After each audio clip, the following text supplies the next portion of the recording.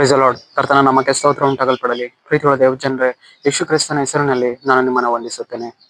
ಧರ್ಮೋಪದೇಶ ಕಂಡ 28ನೇ ಅಧ್ಯಾಯ 14ನೇ ವಚನದಲ್ಲಿ ವಾಕ್ಯವು ಈ ರೀತಿಯಾಗಿ ಬರೆಯಲ್ಪಟ್ಟಿದೆ. ಆತನು ಇತರರಿಗೆ ನಿಮ್ಮನ್ನು ಅಧೀನ ಮಾಡದೆ ಎಲ್ಲರಿಗೂ ಶಿರಸ್ಸಾಗಿ ಮಾಡುವನು ಎಂದು ವಚನವು ಬರೆಯಲ್ಪಟ್ಟಿದೆ.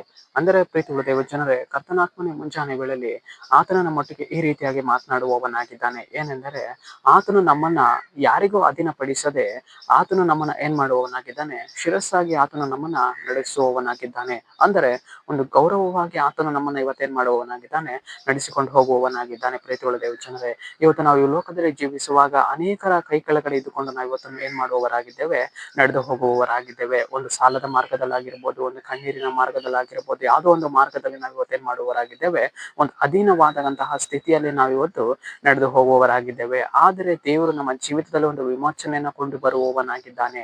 ಇಸ್ರಾಯೇಲರ ಜೀವಿತದಲ್ಲಿ ನೋಡುವಾಗ, ಇಸ್ರಾಯೇಲ್ ಜನರು ಅವರು ಐಗುಪ್ತ ದೇಶದಲ್ಲಿ ಇರುವಾಗ ಫರೋನನ ಅಧೀನದಲ್ಲಿ ಅವ್ರು ಏನ್ ಮಾಡುವವರಾಗಿದ್ದರು, ನಡೆದು ಹೋಗುವವರಾಗಿದ್ದರು.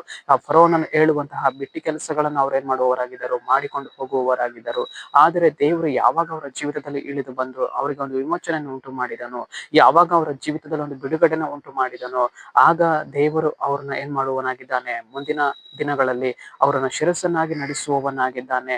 ಅದೇ ಪ್ರಕಾರವೇ ಇವತ್ತು ನಮ್ಮ ಜೀವಿತದಲ್ಲಿಯೂ ಕೂಡ ಕರ್ತನು ನಾವು ಇರುವಂತಹ ದಾಸತ್ವದ ಮಾರ್ಗಗಳಿಂದ ದೇವರು ನಮ್ಮನ್ನ ಬಿಡುಗಡೆ ಮಾಡಿ ಒಂದು ಗೌರವವಾದ ಮಾರ್ಗದಲ್ಲಿ ದೇವರು ನಮ್ಮನ್ನ ಏನ್ ಮಾಡುವವರಾಗಿದ್ದಾರೆ, ನಡೆಸಿಕೊಂಡು ಹೋಗುವವರಾಗಿದ್ದಾರೆ.